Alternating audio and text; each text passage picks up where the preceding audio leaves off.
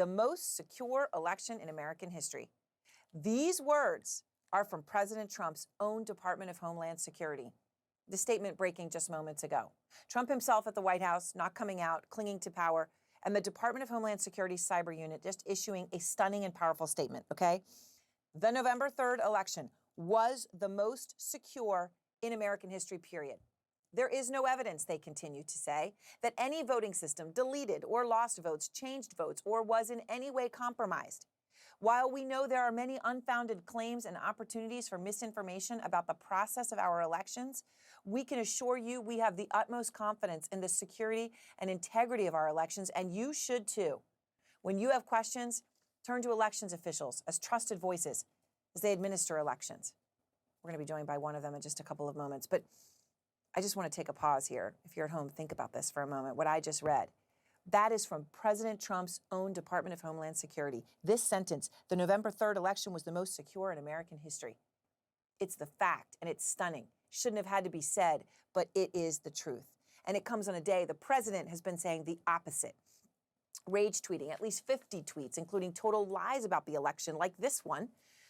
Trump claims voting software deleted 2.7 million votes for him, switched it, that he would have won these states, won the election. This is absolutely 100% false. The software did not affect vote counts, full stop. And now you have Trump's own Department of Homeland Security with this statement, which appears to be very clearly somewhat in response to that, saying it's false. There was no deleting or changing of votes, and this was the most secure election in American history. Yet at this hour, there is no sign that President Trump is accepting reality or considering conceding. Sources tell CNN he may not even admit he lost until Georgia conducts a full recount, which won't even be done until the 20th of November, over a week away. Meanwhile, a chorus of Republicans are not waiting for that Georgia recount. They've had enough. I guess, I don't know what it took to them to get to this point, but they are finally doing it. Governors, longtime Republican strategists, even one of Trump's evangelical allies telling him it's over. I think that we need to consider the former vice president as the president-elect.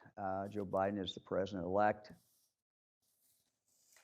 Evangelical Pastor Robert Jeffress acknowledged that Biden won and urged his supporters to pray for him.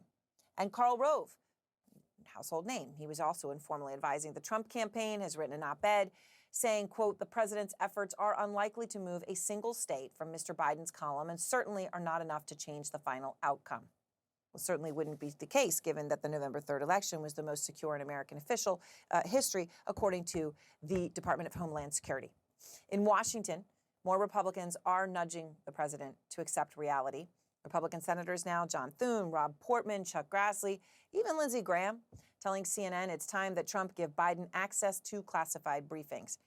Let's be clear, that's a very small step that they're saying that, right? Not going the whole full Monty, but it is, given the situation and the backing that Trump received, a significant crack in the solid wall of Republican support. Because the fact is that he lost. Even in Arizona, again, the president tweeting today, from 200,000 votes to less than 10,000 votes, if we can audit the total votes cast, we will easily win Arizona also. But again, the facts, a post-election audit found no evidence of fraud that would impact the outcome. Right now, Biden leads by more than 11,000 votes. It's close, but it's a wider margin of victory than the one by which President Trump won Michigan 4 years ago. I'll say it again. Trump's Department of Homeland Security tonight, an unprecedented statement. The November 3rd election was the most secure in American history.